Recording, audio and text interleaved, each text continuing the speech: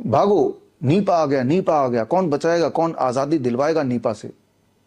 एक बार फिर मुझे याद आ गया नेताजी सुभाष चंद्र बोस, जिन्होंने आजादी दिलवाई भारत को, सबसे बड़ा रोल इन्हीं का रहा। ये जो देख रहे हैं, ये मेरा Netaji Subhash Chandra Bose 3D selfie point, मेरे ऑफिस का ये लोकेशन है। लेकिन इसको देखने से पहले एक बार प्रोपेगेंडा मीडिया क्या कह रही है उसे भी देख लीजिए।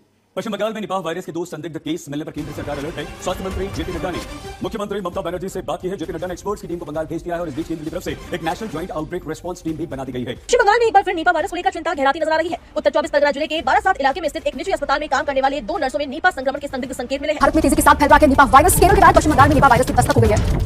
जो आपने अभी देखा प्रोपेगेंडा मीडिया में, यही वाली बात मैंने 1 जनवरी को अपने फेसबुक और इंस्टाग्राम के माध्यम से आपको ऑलरेडी बता दिया था। जिन्होंने वो पोस्ट मिस कर दिया तो स्क्रीन पे दिया हुआ लिंक bishrup.com/भागो नीपा IRA में जाके देखेंगे तो आपको तसल्ली हो जाएगी कि ये सारी बातें मैं 1 तारीख को बता चुका था कि क्या होने वाला है इसी महीने। तो अब आगे क्या होने वाला है उसकी तैयारी के साथ मैं आया हूं। मैंने पूरी तैयारी कर ली है। नीपा की टेस्टिंग शुरू हो चुकी है और टेस्ट किट मैंने आविष्कार कर लिया है। घर बैठे आप टेस्ट कर सकते हैं नीपा आपके बॉडी में आ चुका कि नहीं। बहुत ही सिंपल टेस्ट है। ये रहा नीपा टेस्टिंग किट मेरे हाथ में है। और पहले मैंने कोविड टेस्टिंग किट भी बनाया था, वो उसके बारे में बात कर लेंगे। ये नीपा टेस्टिंग किट, मान लो मुझे टेस्ट करना है कि मेरे बॉडी में नीपा है कि नहीं, तो ये मेरे हाथ में होना चाहिए और उसको 3 बार हिलाना है। 1 2 3 हिलाने के बाद इसको खोलूंगा। इसके अंदर 2 डायस है और टोटल नंबर अगर 5 आ जाएगा तो मुझे नीपा है। तो खैर मैंने हिलाया और इसको लेके डाल दिया और टोटल नंबर तो गिनता हूं तो 5 + 5 10, यानी कि मुझे तो नीपा नहीं है। बस यही टेस्ट किट है। ये टेस्ट किट अगर आपको चाहिए, ये टेस्ट किट ये ले लीजिए और जिसको भी आपको शक हो इसको नीपा वायरस है उसको पकड़ाइए, बोलिए इसको 3 बार हिलाए और उसको नीचे डाल दे और आप काउंट कर लीजिए। अगर 5 है तो वो नीपा है उसके बॉडी में, नहीं तो नहीं है। आप सोच रहे हो ये क्या मजाक है। अगर कोई इंसान अगर आपके हिसाब से नीपा पॉजिटिव आ गया कि दोबारा टेस्ट उसी वक्त करेंगे तो क्या वो नीपा नेगेटिव नहीं आ जाएगा? कोई और नंबर तो आ ही जाएगा।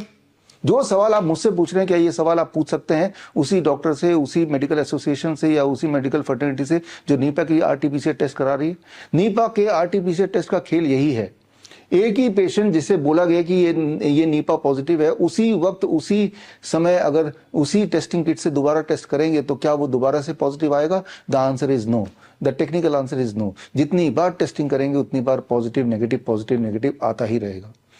चलिए एक सवाल और पूछते हैं इसके टेस्टिंग किट के एक्यूरेसी को जांचने के लिए कि अगर 100 दुनिया में सबसे हेल्दी इंसान को हम दुनिया के अलग अलग भाग से इकट्ठे कर लें और उन सब पे अगर यही वाला टेस्ट करूं मैं जो मैंने बनाया है, क्या ये बात सच नहीं कि उनमें से कुछ लोग तो इस टेस्ट के आधार पे नीपा पॉजिटिव आ जाएंगे? यानी कुछ लोगों का ऐसा नंबर आ जाएगा कि जो नंबर से अभी तो 10 ही आ रहा है, मैं एक बार और ट्राई करता हूं और अभी आप देख रहे हैं ये कितना आया, 4 और 1 5, यानी कि 5 आ गया तो वो तो नीपा पॉजिटिव हो जाएगा। क्या सच बात नहीं है कि 100 रैंडम हेल्दी इंसान पकड़ो और उन 100 के 100 को टेस्ट करा दो तो उनमें से 5-7 लोगों का according to this test 5 number आ ही जाएगा, यानी कि हम बोलेंगे वो तो नीपा पॉजिटिव हो गए।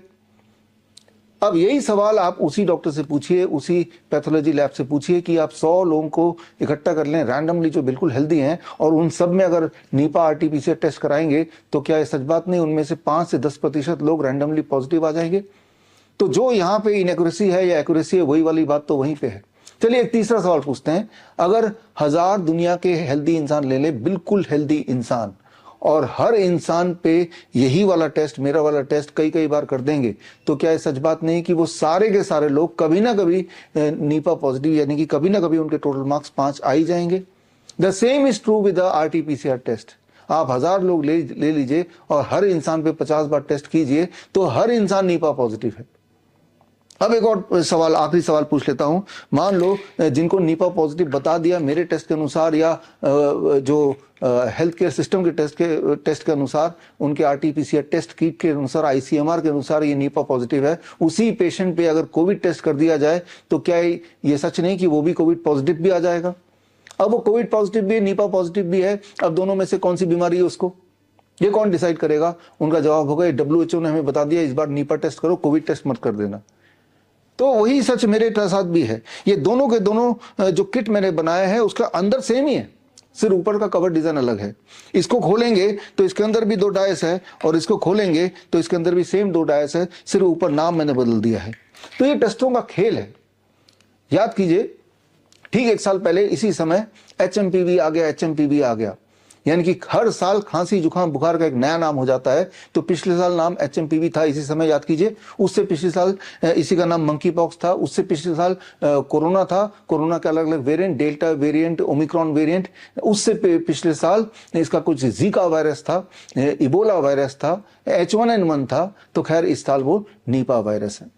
और जब जब ये खेल हुआ तब तब मैंने इस खेल का भांडाफोड़ करने के लिए सबूतों के साथ ये किताब रिलीज की, naked truth of COVID test. इसमें पूरे के पूरे एविडेंस दिए हैं किस तरह से ये लैब में टेस्टिंग होती है, और हमने साबित करके दिखाया कि कुत्ता हो, बंदर हो, बिल्ली हो, या कोई मुर्गी हो, या कोई फल सब्जी हो, वो सब भी कोविड टेस्ट पॉजिटिव आ सकते हैं। उनको 4-5 बार टेस्ट कर लो, 10 बार टेस्ट कर लो, एक बार तो पॉजिटिव आ जाएंगे। सारे सबूत इसके अंदर दिए हुए हैं।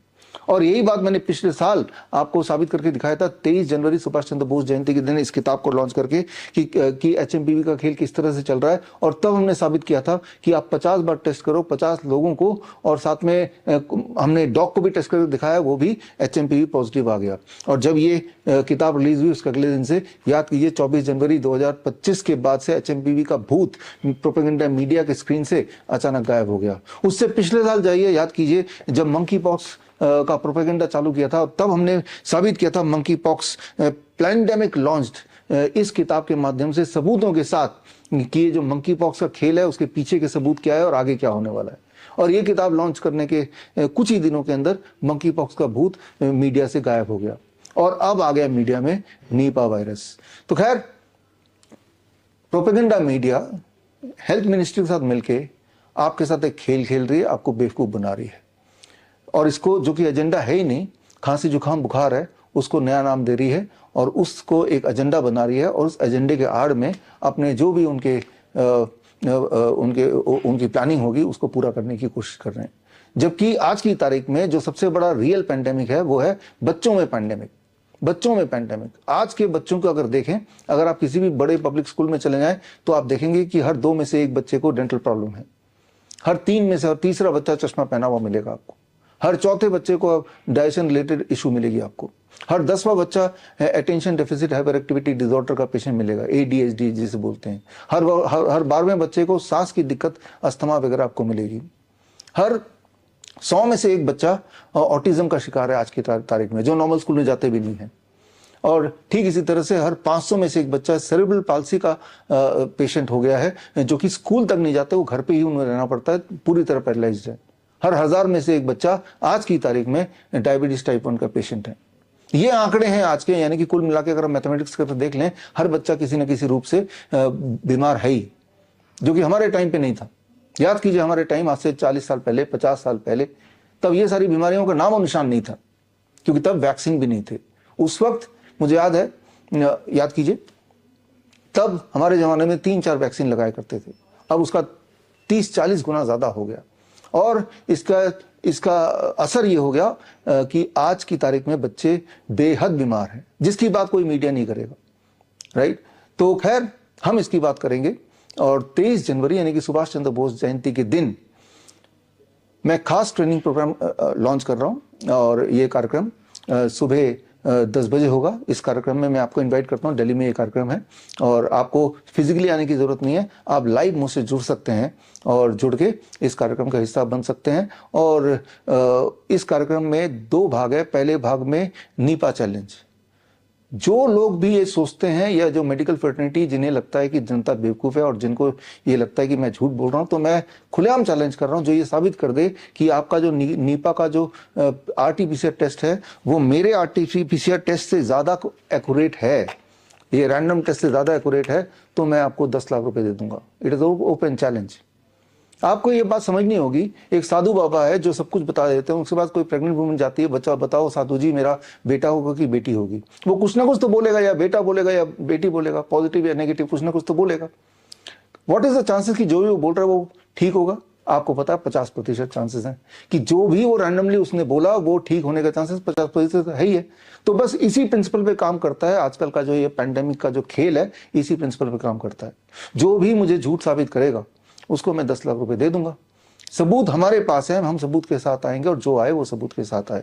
अगर आप आने में इंटरेस्टेड हैं, अगर आप किसी भी मेडिकल एसोसिएशन से जुड़े हैं, किसी भी मेडिकल काउंसिल से जुड़े हैं, किसी भी मेडिकल बॉडी से जुड़े हैं या हेल्थ मिनिस्ट्री से जुड़े हैं, तो आपका स्वागत है।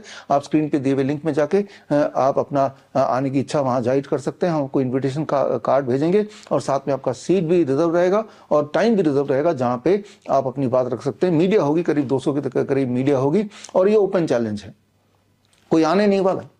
वो इसलिए क्योंकि सबको पता है कि जो मैं बता रहा हूं वही सत्य है। ये तो हो गया पहला भाग। और दूसरे भाग में जो रियल पैंडेमिक अभी चल रहा है, बच्चे आजकल के वो एक डेंजरस सिचुएशन चल रहे हैं, तो इन बच्चों को कैसे बीमारी से आज़ादी दिलवाएं, ये एक ट्रेनिंग का हिस्सा है। मैं यहाँ बात कर रहा हूँ ऑटिज्म की, यहाँ मैं बात कर रहा हूँ ADHD की, यहाँ मैं बात कर रहा हूँ न्यूरो डेवलपमेंटल डिसऑर्डर की। और जिसे बोला जाता है कि ये कभी ठीक नहीं हो सकता, दरअसल हमारे बच्चे ठीक होते हैं, हमारे बच्चे ठीक हुए हैं। और ऐसे 1000 बच्चों के, 1000 से भी अधिक बच्चों के केस स्टडी में पेश करूंगा और साथ में उन्हीं में से कुछ बच्चे स्टेज पे होंगे अपने सारे रिपोर्ट के साथ, उनके माता पिता के साथ, जो बता देंगे कि पिछले कई सालों से वो ऑटिस्टिक थे, वो ADHD के पेशेंट थे, लेकिन हमसे जुड़ने के बाद हमारा कैन प्रोटोकॉल की और ऑटिज्म नाउ प्रोटोकॉल अप्लाई करने के कुछ दिन के अंदर वो पूरी तरह ना केवल स्वस्थ हो गए, ठीक हो गए, वो नॉर्मल स्कूल में उनको दाखिला मिल गया, वो उनका लाइफ बिल्कुल सही हो गई है। जो अदरवाइज बोला जा रहा था कि ये लाइफ लॉन्ग डिपेंडेंट रहेंगे बच्चे पेरेंट्स पे। तो खैर, साथ ही में 23 जनवरी को मेरी किताब की रिलीज भी है, cure autism now. Cure autism now का हिंदी एडिशन आपको याद होगा, ऑटिज्म से आज़ादी, मैंने 30 नवंबर राजीव दीक्षित जयंती के दिन रिलीज की थी। उसी का इंग्लिश क्योर ऑटिज्म नाउ भी मैं रिलीज करूंगा। और इस किताब के माध्यम से या उस ट्रेनिंग के माध्यम से आप जानेंगे कि बच्चों में जो अभी जो दिक्कत दिख रही है, जो which is the real pandemic, उसका सोल्यूशन है